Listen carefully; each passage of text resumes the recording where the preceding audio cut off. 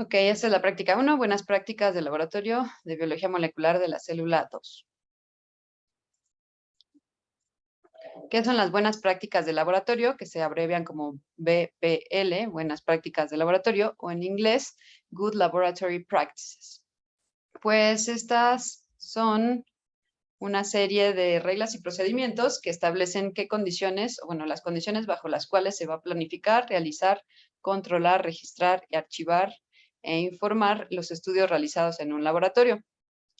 Constan de 4 principios básicos, que sería, bueno, primero, el personal calificado, que en este caso, pues somos nosotros los profesores de la materia de biología molecular de la célula 2, que ya pues tomamos cursos, bueno, tenemos ciertas calificaciones para poder impartir cursos. Después seguimos procedimientos estándares de operación, que en inglés sus siglas son SOP, Standard Operational Procedures. Y bueno, son como protocolos ya establecidos y que se deben seguir. En este caso, pues nosotros tenemos nuestro manual de prácticas, en donde se establecen todos los protocolos paso por paso de cada práctica, que se debe hacer, que se debe de tomar en cuenta, los cuidados que hay que tener, etc. El tercer principio sería tener equipo adecuado y calibrado, equipo de laboratorio y, bueno, para llevar a cabo los experimentos. En este caso, ahí en el laboratorio, pues sí contamos con diferentes equipos, como los espectrofotómetros, las balanzas analíticas, la crisalería, la campana de extracción, y materiales para medir como las micropipetas, las pipetas serológicas, los vasos de precipitado, los matraces aforados, etc.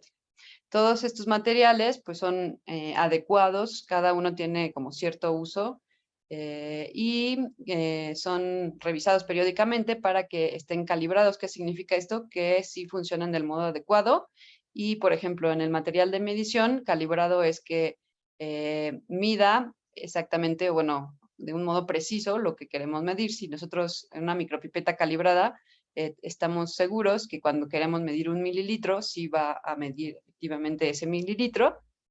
A veces con el uso y el desgaste, pues puede descalibrarse y entonces tiene que verificarse y recalibrarse para que nos salgan bien los experimentos, porque si usamos un material descalibrado, pues no vamos a medir lo que indica el protocolo y puede repercutir en nuestros resultados, saliendo una mala práctica, pues es lo que no queremos.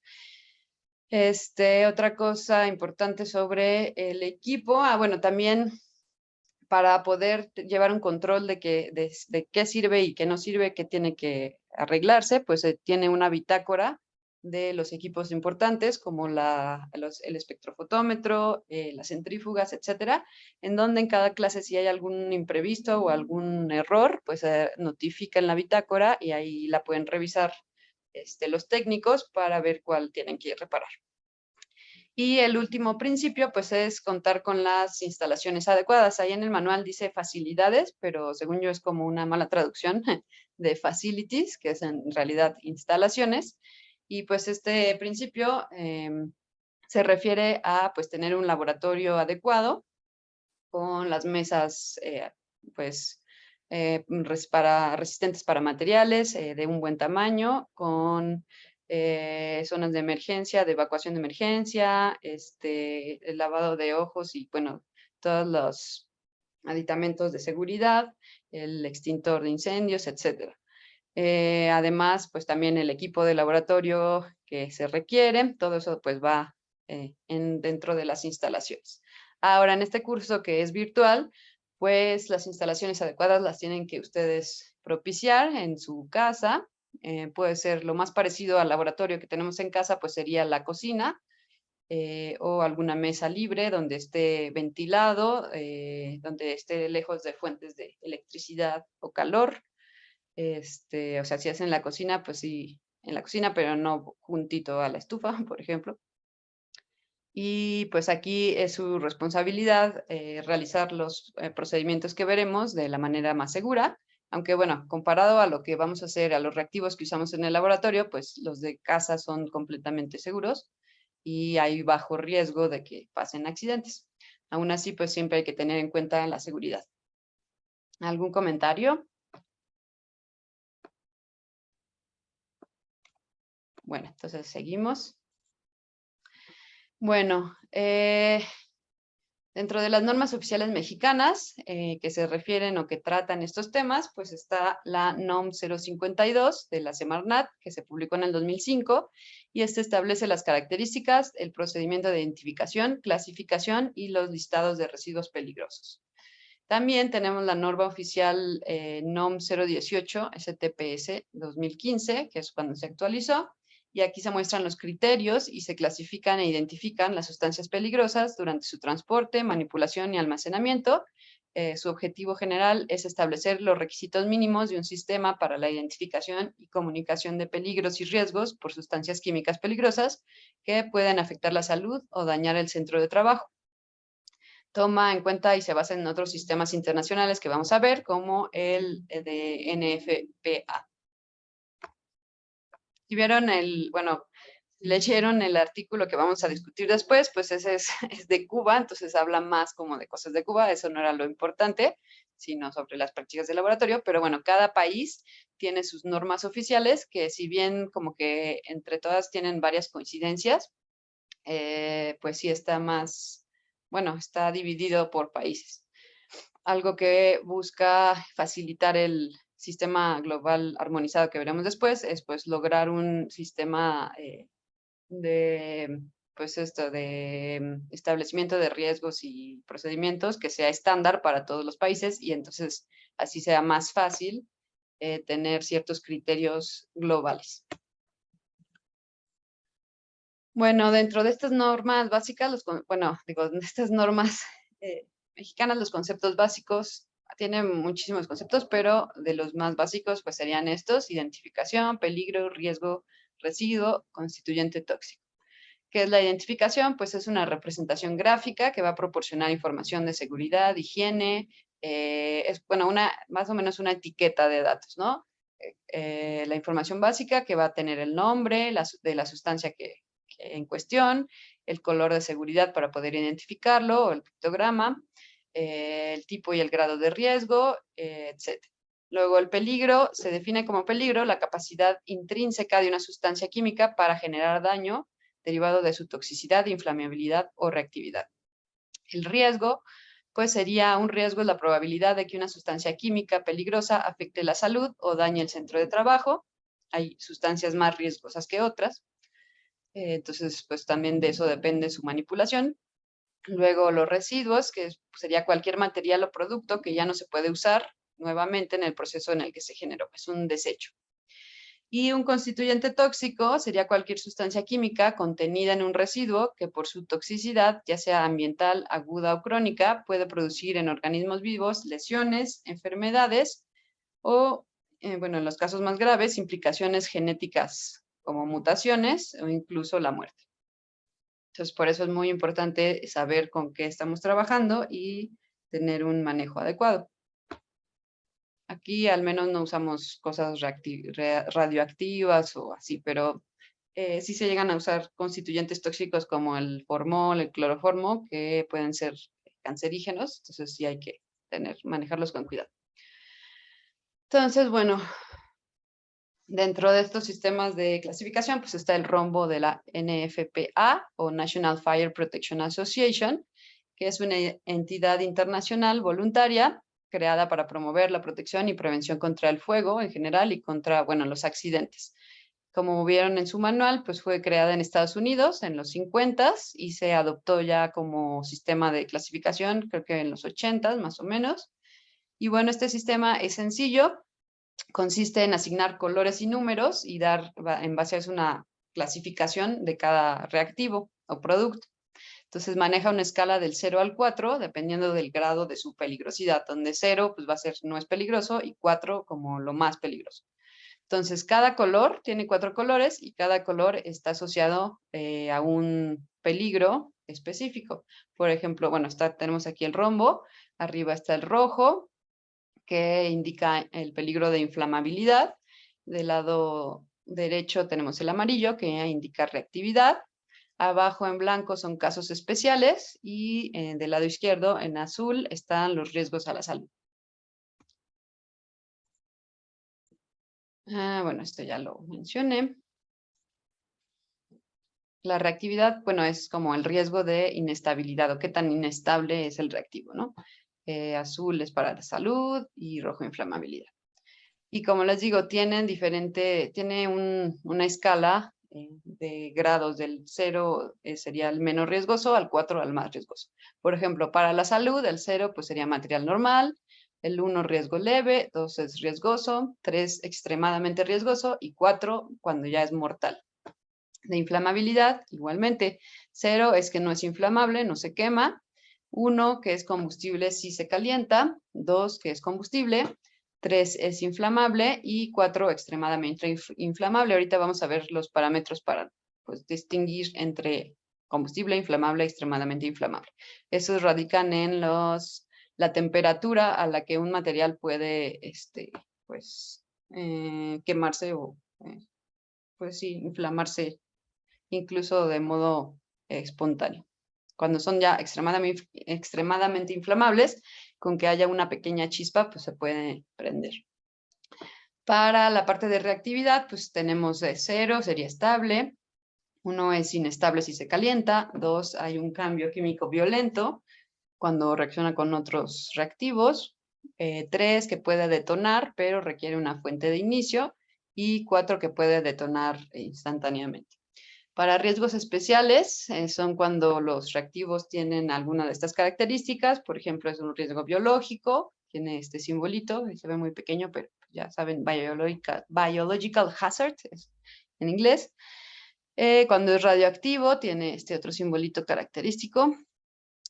Cuando no se debe mezclar con agua, tiene una W de water y un tache. Cuando es corrosivo, alcalino, ácido u oxidante. Y bueno, aquí vemos como viene en su manual, para la salud, pues el grado 0 es que no hay riesgo mínimo. Para la dosis oral, bueno, la dosis letal 50, aquí esto que dice aquí, es la cantidad de una sustancia en donde, bueno, sí, donde, bueno, es que se hacen en ensayos de citotoxicidad y se establecen por dosis como la dosis respuesta, en donde cierta dosis va a generar cierto daño y la dosis letal 50 es la mitad de la dosis letal. Entonces, para riesgo mínimo, pues la dosis letal 50 sería mayor a 5 miligramos por kilogramo. En inhalación está mayor a 10,000 partes por millón, o sea, y mayor a 200 miligramos. O sea, son pues concentraciones estimadas. Pero aquí, o sea, podríamos consumir o ya sea oral o inhalada grandes cantidades si tiene riesgo mínimo. Grado 1, pues riesgo ligero, bajan estas dosis, es menor de 5 miligramos por kilogramo de peso. Oral en la piel igual, inhalación es menor de 10,000 partes por millón. El grado moderado, pues entre más riesgoso, pues menor cantidad de producto es necesario para generar algún daño. Luego de inflamabilidad, bueno, hay que tener en cuenta el PI, que es el punto de inflamación, va a ser la temperatura más baja a la que los valores de una sustancia se pueden prender cuando hay una fuente de ignición, como una chispa o un mechero. Y bueno, una vez que ocurre esto, la rapidez con la que se diseminan las llamas. Los grados Celsius es la unidad de temperatura del sistema internacional. El PE sería el punto de ebullición, la temperatura a la que la presión del vapor de un líquido es igual a la presión atmosférica. O sea, cuando pasa de líquido a gaseoso. Y pues aquí tenemos que los reactivos inflamables, pues si es de grado 0, tiene riesgo mínimo y no arde. Grado 1 su punto de ebullición está arriba de 93,4 grados, cercano al del agua. El riesgo moderado está menor o igual a 93. El grado serio su punto de ebullición está menor a los 22,8 grados, que es casi, bueno, más bajo que la temperatura ambiente. Entonces, por eso ya hay que manipularlo con cuidado. Y el riesgo grave, pues sería un punto de inflamación menor, bueno, dos características. Igual que en el grado 3, un punto de inflamación menor a 22,8 y un punto de ebullición menor a 37.8 grados. Entonces son ya sustancias muy, muy inflamables, como la acetona, y además que usualmente son volátiles, entonces emiten gases, que ese gas también puede ser inflamable, entonces hay que manejarlos con cuidado en bueno, sobre todo con la campana de extracción para evitar que estos vapores vayan como llenando el laboratorio y entonces cualquier chispa, aunque esté alejado de la fuente de donde esté el reactivo, pues puede presentar un accidente. Y también de reactividad, pues tenemos los diferentes grados. El grado 0 pues, son estables aún bajo condiciones de fuego. Grado 1 son estables, pero se pueden tornar inestables a ciertas temperaturas y presiones. Hay que verificar de cada reactivo cuáles son esas condiciones. El grado 2 sería riesgo moderado, experimentan un cambio químico violento a temperaturas y presión elevadas. Luego el grado serio, pues ya se descomponen y reaccionan violentamente, explotan con una fuerte fuente de iniciación. Entonces esto sí hay que tener mucho cuidado. Y el grado 4, pues también se descomponen y reaccionan violentamente, pero a temperatura y presión normal. Ahora, además del rombo de la NFPA, también se toma en cuenta en la Ley General para Prevención y Gestión Integral de los Residuos, o LGPGIR, pues, ¿qué son estos residuos peligrosos? Que, bueno, se definen como aquellos que posean alguna de las características de corrosividad, reactividad, explosividad, toxicidad, inflamabilidad, o que contengan agentes infecciosos que les van a conferir esta peligrosidad. Así como envases, recipientes, embalajes y suelos que hayan sido contaminados cuando se transfieren a otro sitio. Estos residuos peligrosos se pueden clasificar de grandes rasgos como químicos, biológicos o radioactivos. Y aquí tenemos como sus pictogramas o sus pues, señalamientos, sus iconos de identificación. Ahora, dentro de la NOM 052 se establece, bueno, se utiliza o se basa en el código CRETIP, y CRETIP viene de pues los nombres, estos nombres: corrosividad, reactividad, explosividad, toxicidad, inflamabilidad, perdón, y o biológico infeccioso. Entonces, dependiendo de las características de cada reactivo, se puede clasificar en alguno de estos. Y bueno, vamos a ver. Bueno, ahí está. C, R, E, T, I y B, CRETIP. Bueno, entonces este código, los residuos se deben considerar peligrosos si tienen al menos una de las características de que acabo de mencionar. Y bueno, se basa en pictogramas, que son una composición gráfica de un símbolo y otros elementos que van a pues, permitir identificar los riesgos de un modo más fácil. Esto va abajo en el CGA, pero bueno, al igual que el otro sistema, también utiliza pictogramas porque es una manera sencilla de poder identificarlos independientemente del idioma en el que estén las etiquetas. Entonces vamos a ver rápido lo que se refiere al código CRETIP, que sería, bueno, primero, corrosivo es un material que se convierte en peligro cuando presenta un pH menor o igual a 2 o mayor o igual a 12.58. O sea, es muy, muy ácido o muy, muy básico. Para esos productos, digo, sí hay que tener las medidas de prevención y el lugar adecuado para almacenarlas, porque si entran en contacto directo con la piel o pues con las diferentes, no sé, como las mucosas, los ojos, etcétera, la boca, puede afectar de manera muy grave, porque pueden llegar a quemar los ojos y la piel, o si los inhalamos pueden quemar la música, no, aquí está mal, la mucosa de la nariz, incluso pues irritar todas las vías respiratorias, ¿no? Se define como un corrosivo, un líquido no acuoso que es capaz de corroer el acero al carbón. Entonces aquí vemos el pictograma, pues tiene como el líquido cayendo y que quema, y ahí incluso en la mesa o en algún material como el acero también lo llega a corroer y pues le hace hoyos. Luego tenemos los reactivos, que se identifican por este simbolito como algo prendido. Y bueno, es un líquido o sólido que después de ponerse en contacto con el aire o agua, se inflama en un tiempo menor a 5 minutos sin que exista una fuente externa de ignición. Esto hace que se generen gases, vapores y humos tóxicos en cantidades suficientes para provocar daños a la salud o al ambiente. Tenemos luego los explosivos, y su pictograma pues es como una esferita explotando, y son todas aquellas sustancias que son capaces de producir una reacción o descomposición detonante, o sea, explosiva, solo o en presencia de una fuente de energía. Las sustancias que se consideran explosivas deben tener una constante de explosividad mayor o igual al nitrobenceno. El nitrobenceno es como el estándar y pues es bastante explosivo, entonces se compara con eso.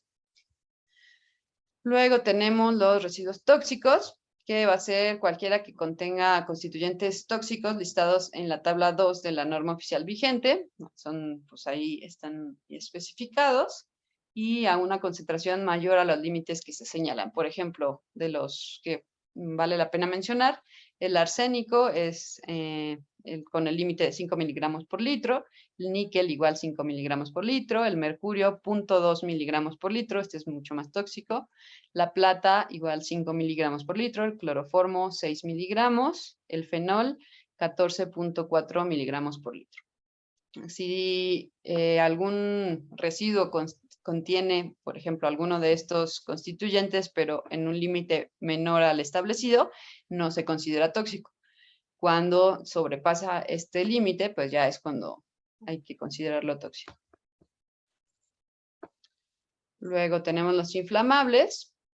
Se parecen un poco a los reactivos, o como, pero bueno, también este tiene sí un fueguito, y pues son líquidos o mezclas de líquidos que contienen sólidos en suspensión que van a poseer un punto de inflamación inferior a los 60 grados.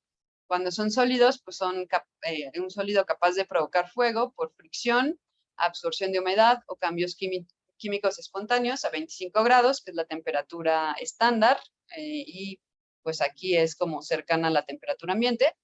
Y cuando son gases, serían gases que arden entre 20 grados y a 20 grados centígrados y 101.3 kilopascales de presión en mezclas que contengan el 13% o menos por volumen de aire. O sea, aunque sean mezclas con baja proporción, pueden prenderse. Y por último, el biológico infeccioso, que tiene este símbolo muy característico, pues va a ser todo aquel material o residuo que se encuentra dentro de un microorganismo que sea capaz de enfermar a un ser humano y producir algún tipo de daño, o sea, un microorganismo patógeno.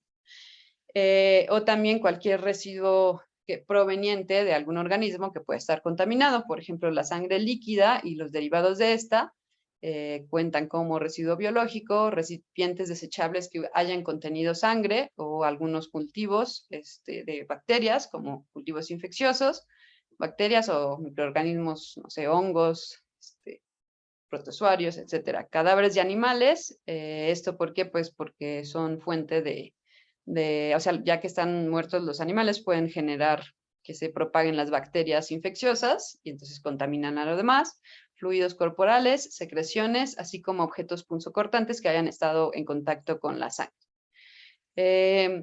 Cualquier residuo biológico es potencialmente infeccioso, ya sea de modo directo, como son los microorganismos patógenos, o indirecto, como los cadáveres de animales, que son fuente de infecciones. Entonces, por eso, bueno, aquí antes hacíamos una práctica en el laboratorio, por ejemplo, en donde utilizábamos saliva de los alumnos y pues se tenía que hacer con los cuidados específicos y se tenía que firmar una carta de que estaban de acuerdo en pues donar su saliva y también en manipularla adecuadamente. También había otra práctica en donde utilizábamos sangre de cuyo o de ratón o de rata y pues tenía que manipularse con guantes y al final desecharse en el contenedor adecuado para evitar infecciones. Y bueno, también neutralizar todo el material que utilizamos con la sangre con cloro para pues así matar a cualquier patógeno potencial. Ahora, después del sistema CREATIV, también está el sistema globalmente armonizado. De repente como que son...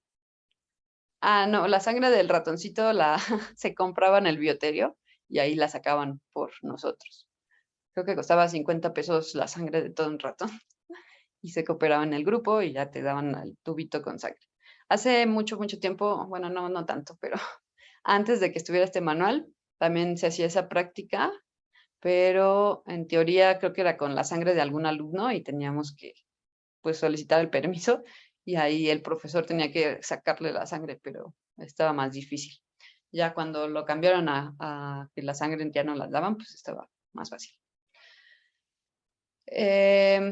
Bueno, les digo, es un poco repetitivo, pero cada sistema tiene como sus cosas características. Aquí después de ciertos años y bueno, como les decía, cada país tenía su sistema de clasificación, surgió el Sistema Globalmente Armonizado, o CGA, de comunicación etiquetado de residuos químicos. La meta de este sistema es desarrollar un método de comunicación armonizado o como de manera global, que sea el mismo, con etiquetas, fichas de datos de seguridad y símbolos que sean fácilmente comprensibles, basados en en ciertos criterios, que sea universal, o sea, que sea compatible entre varios países. Esto pues facilita, por ejemplo, para la importación y exportación de productos. Si en un país ya se hizo la clasificación de un producto, fácilmente en el otro país pueden checar su hoja de seguridad y como se estandarizan pues la información que debe estar en estas hojas de seguridad, es más fácil ya, pues nada más, no tener que volver a repetir los estudios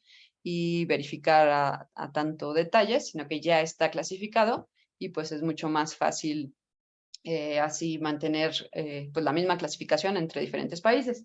El sistema globalmente armonizado pues consta de estos pictogramas y pues son también similares a los que ya vimos con el CREATIV, el de corrosión, explosivos, gases a presión, comburentes, inflamables. Comburentes serían sustancias que permiten la combustión. Inflamables es que se prenden solitos. Explosivos, explosivo o corrosivo para la salud, como que generan daños. Aquí vemos el pictograma, como que está dañando el sistema respiratorio. Perdón. Daños al ambiente. Tóxico. Puedo ver. Toxicidad aguda e irritante. Otra cosa importante, bueno, en la NOM 052 de la Semarnat también se indica el equipo de protección personal al que se debe usar, bueno, que se debe usar en sustancias peligrosas y se identifica con letras, como se indica en esta tabla. Entonces, según se indique, no, pues se necesita para este reactivo, se necesita equipo A, B o C. Y A, pues sería el más sencillo, que son anteojos de seguridad. Y bueno, y en este caso la bata, nosotros siempre usamos la bata. Y algo importante, la bata nada más se utiliza en el laboratorio, no es para traerla como ropa o como suéter. Quizá en emergencias, pues sí, pero generalmente nada más se debe usar en el laboratorio y mantenerla limpia, porque igual en caso de que, por ejemplo, utilizáramos material biológicamente peligroso, bueno, residuos biológico-infecciosos, pues si llegan a caer en la bata y nosotros las traemos así como si nada, como ropa de calle, pues podemos contaminar otros ambientes. Entonces, bueno, el más sencillo serían lentes de anteojos de seguridad y la bata. El B sería anteojos de seguridad y guantes. Y el C, que ya es el más pues alto grado, serían anteojos de seguridad, guantes y mandil.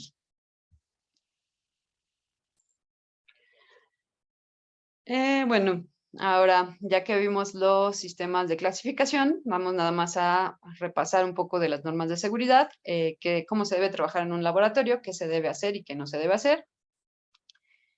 Primero, pues, el primer punto de seguridad es que debe estar bien señalizado en un laboratorio con diferentes etiquetas, pues las materias tóxicas con una calaverita, las corrosivas como vimos con este símbolo de corrosión, las radioactivas, pues hay que tener mucho cuidado porque la radioactividad pues es muy peligrosa y se queda también en la ropa, o sea, como que el cuerpo la absorbe y si nosotros, o sea, para estar en contacto con material radioactivo tenemos que usar trajes especiales, porque si no, y incluso con el traje pues se pasa un poco y pues como les digo, el cuerpo lo absorbe y está como pues irradiando ese material radioactivo.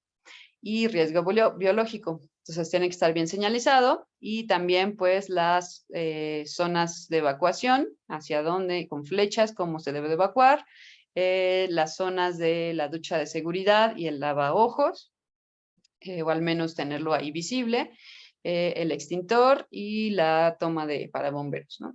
Entonces, en el laboratorio de MOL 2, pues sí tenemos esas señalaciones, bueno, señales o señalizaciones, perdón, para que sea claro en caso de alguna emergencia por dónde evacuar, en caso de un incendio, dónde está el extintor, en caso de que les caiga algún reactivo, rápidamente se pueden tomar la ducha de seguridad o el lavaojos, etc. Y bueno, la ropa de trabajo, pues como les digo, deberá ser de uso exclusivo para el laboratorio, no traerla en la calle. Se debe cubrir completamente o reemplazar la ropa de calle, esto para pues, evitar si nos llega a salpicar algún reactivo que no caiga en nuestra ropa, a veces con un ácido pues, se puede quemar o manchar o pues pasar a la piel y quemarnos a nosotros también. Bueno, deberá usarse cerrado o abotonado para hacer efectiva esta protección, así como está en esta imagen. Y lo que no se debe hacer, pues no debe traer corbatas o bufandas, algo en el cuello, porque pues se puede atorar y se pueden ahorcar. No se debe estar abierta la bata, porque les digo, pueden salpicar los reactivos. Otra cosa, los zapatos deben ser zapatos cerrados, no chanclas o sandalias, porque pues igual si cae algún reactivo en los pies nos pueden quemar. Y también deben ser pantalones o ropa larga, falda pero larga, porque para no tener descubiertas las piernas y que nos pueda quemar. Después, pues, ¿qué no se debe hacer? El pelo, si lo tenemos largo, pues no debe estar suelto porque igual cerca de un mechero se puede prender, entonces debe estar recogido o peinado adecuadamente. No se debe mascar chicle o comer alimentos en el laboratorio, sobre todo cuando se están haciendo los experimentos y cerca de los reactivos peligrosos. Cuando tenemos refrigeradores, pues no se debe mezclar comida con los refrigeradores de reactivos, se puede llegar a contaminar la comida y pues es tóxico para nosotros. Las cosas no se deben poner en la mesa porque pues se pueden caer los reactivos, etcétera. Entonces por eso hay un lugar asignado para las cosas y como les digo, no mezclar comida con los reactivos y sobre todo no fumar, ¿no? Sería una fuente de ignición y pues es peligroso sobre todo esto, ¿no? Aquí vemos el éter que es inflamable y cerca de un cigarro pues sería súper peligroso. Y bueno, el manejo adecuado de reactivos en este laboratorio, usualmente, bueno, aquí no trabajaremos con eso, pero de modo convencional se trabaja con reactivos que generan ciertos residuos químicos y algunos de los cuales sí tienen un riesgo potencial para la salud o el ambiente. Entonces, por eso, ahí en el laboratorio hay una zona de desechos en donde se especifica cada bote para un reactivo en especial, que no se pueden tirar en la tarja o en el desagüe porque podrían generar daños ambientales o pues para la salud.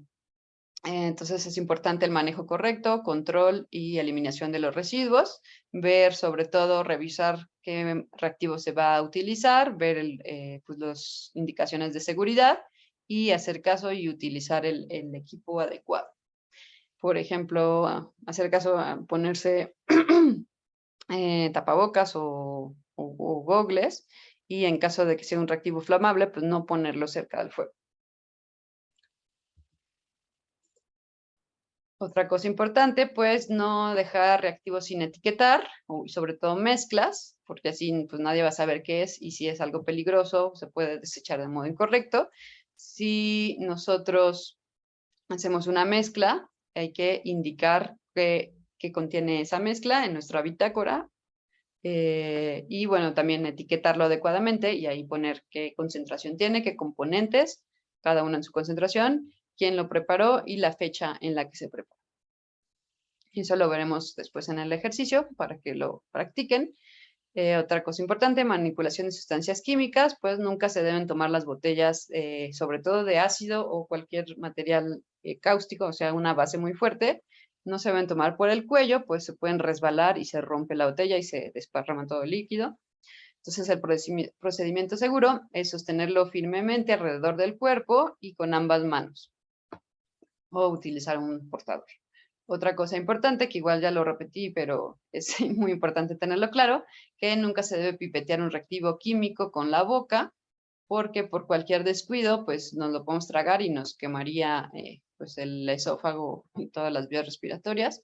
Entonces siempre se deben usar propipetas, que es como el mecanismo para succionar con una pipeta o una pipeta automática. Luego lo del ácido que vimos la primera clase, pues que nunca se debe de añadir agua directamente a un ácido concentrado, o sea, no se le debe dar de beber al ácido, sino que se debe de ir pues mezclando o diluyendo poco a poco, porque pues el ácido en presencia de agua genera una reacción exotérmica que se va calentando, entonces hay que irlo haciendo con cuidado. Y bueno, las normas de seguridad ya más o menos las conocen, lavarse frecuentemente las manos, antes, al menos al inicio y al final, colocar las mochilas en un lugar seguro o lejos de donde van a hacer su experimento, no comer, fumar, beber o almacenar alimentos en el laboratorio o en el área de trabajo. Ahorita cuando estén en su casa, pues no van a estar comiendo mientras hacen su experimento. Limpiar el área de trabajo después de cada uso y cuando ocurre algún derrame, depositar los desechos en el lugar asignado para ello, no usar pipetas mecánicas con la boca, tener precauciones cuando usamos objetos punzocortantes, y bueno, esto incluye en el laboratorio tener un contenedor especial para esos objetos y bueno, siempre usar el equipo de protección. La bata de laboratorio es el mínimo y ya cuando son cosas muy peligrosas, pues guantes de látex o protección para los ojos. Acá en la UNAM pues tenemos diferentes teléfonos de emergencias. La red de emergencias es la extensión 55 de cualquier teléfono dentro de la UNAM. Ustedes lo descuelgan y marcan nada más 55, los conecta a la red de emergencias. El número de bomberos UNAM, aquí están los dos números. Y para urgencias médicas también tenemos estos números. Y bueno, en todo México pues tenemos el 911. En caso de una emergencia pueden hablar al 911 y solicitar ayuda, ya sea una ambulancia o los bomberos, etc. Y bueno, hasta aquí llegamos. Ahorita voy a subir el ejercicio. Lo que vamos a hacer es, bueno, si vieron en su práctica, venía una tabla con todos los reactivos que se usan normalmente en el curso. Entonces lo que vamos a hacer, yo les voy a asignar por equipo a 5 reactivos y ustedes deben de llenar esa tablita con los 5 reactivos que les tocó. O sea, más o menos 1 por persona. Y bueno, van a juntarlo en equipo. Ay, perdón, aquí está. Y bueno, completan la tabla con las especificaciones del reactivo que le toque a cada uno. Y luego, bueno, lo juntan para su reporte. Y además de la tabla, pues van a hacer una etiqueta como si hubieran preparado ese reactivo. También 1 por reactivo, 1 por persona. Y al final, bueno, la próxima semana pues vamos a ver en cada quien los que les tocaron, discutiremos y después de haberlo discutido, ya la siguiente semana, pues le anexan además de estas tablas y las etiquetas, pues una respuesta al cuestionario que viene en la práctica. Pero esto sería en 2 semanas. Entonces, bueno, ahorita vamos a tener un receso otra vez de 20 minutos. Que ahora son 8:53. Sí, nos veríamos a las 9, bueno, 9:15, para que regresen a los grupos pequeños y yo les voy a asignar por equipo los reactivos que hacen y bueno, que van a revisar. ¿De acuerdo? Entonces nos vemos 9:15. Déjenme pausa la grabación. Profesora, una duda.